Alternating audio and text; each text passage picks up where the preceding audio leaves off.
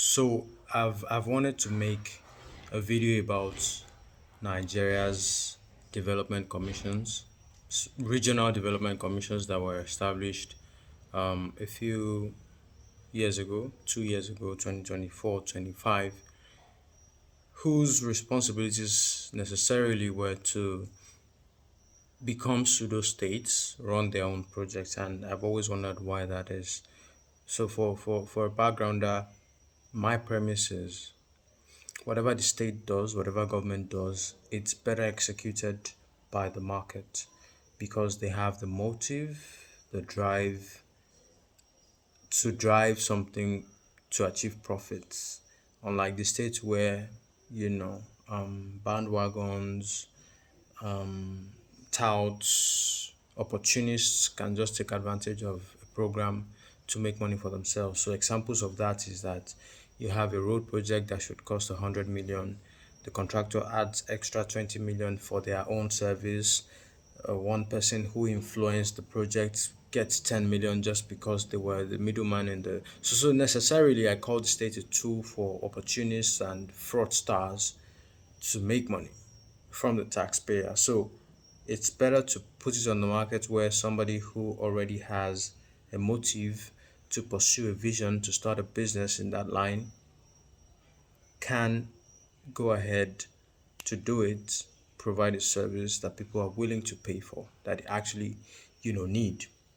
Back to regional development commissions. NDDC was started because of the agitation by Niger Deltans that they are the cash cow of the country. They provide the oil that serves the entire country in terms of natural resource that that's most valuable to the country. I know that 9 states under the NDDC receive derivation funds, 13% from federal allocation, but that wasn't enough and NDDC had to be established.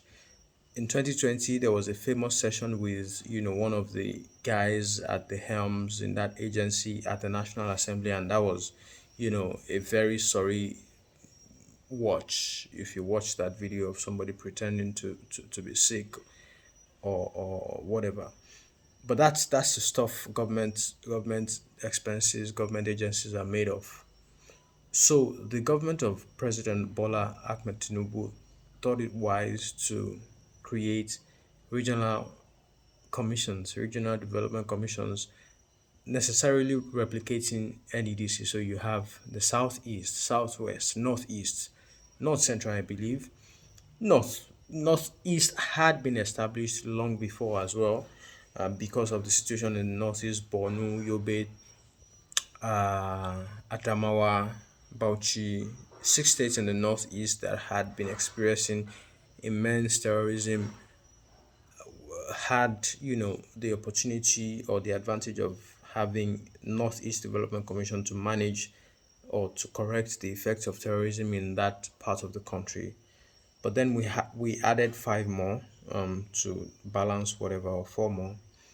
And then I've been wondering, what exactly are they supposed to do? Whatever you have in their mission statement or vision statement is to build roads, infrastructure. Southeast Development Commission is doing something in the lines of raising venture capital for startups. Southwest wants to build rail. Why can't the state governments just do that? If state governments have failed, uh, local governments do not work, why add another layer to an already inefficient system? So long and short is that you are basically building bureaucracy instead of solving the problem. I mean, you can't solve the problem, but yeah, you have to pretend to be doing something. Except, this is the alternative, except President Tinubu has rumored by some people that he has larger plans to regionalize the country. How that works, I don't know.